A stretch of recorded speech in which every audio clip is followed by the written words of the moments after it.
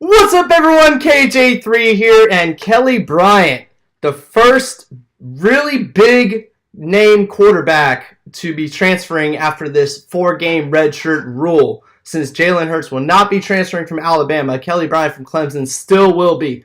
So it's a good move for Kelly Bryant because Trevor Lawrence was just a better quarterback, being a freshman replacing a senior on that team.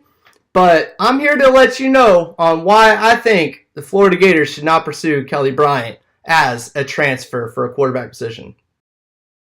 First of all, it's what Kelly Bryant said. He said that getting benched was kind of like a slap in the face. You know, someone who was Deshaun Watson's backup for 2 years. Last year, passed for 2,800 yards, brought his team to the college football playoff. And you know what?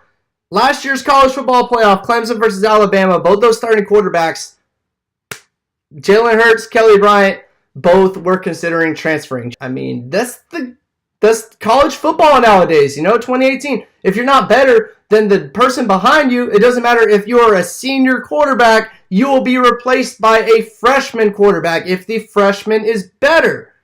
That's just college football today. And this 4-game transfer rule, I believe it is good to help college football, to help these kids who sign on to a school, university, and, don't quite have the skill level to make it to the NFL. It gives them another opportunity for another year to play the sport that they love.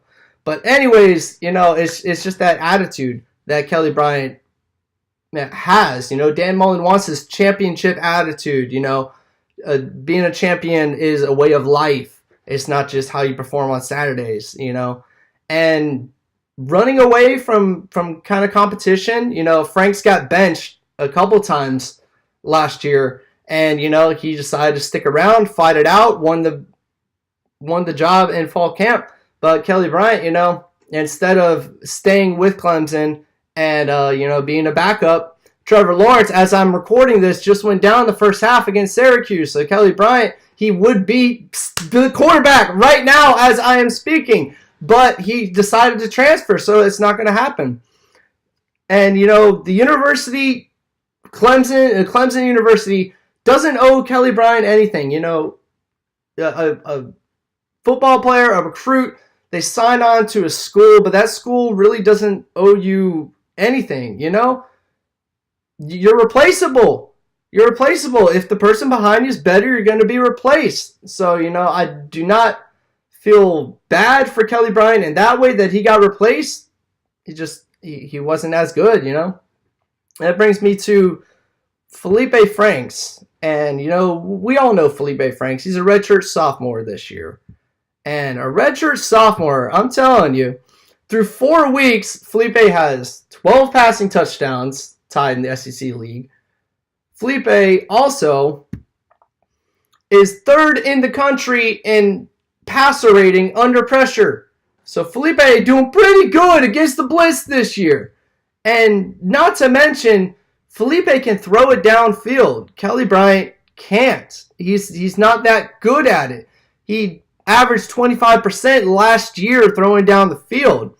That's not really good, Felipe, we know he has a cannon and he can throw it. The only thing that Bryant really brings that Felipe doesn't is Kelly Bryant's a better rusher. Yeah. Congrats, he's better at running. His average and passer rating is about the same this year. Felipe's touchdowns are way more than Bryant's, but for rushing, numbers are about the same. Kelly Bryant, so the edge goes to him in rushing, but Kelly Bryant on the season right now through 4 games, and Felipe.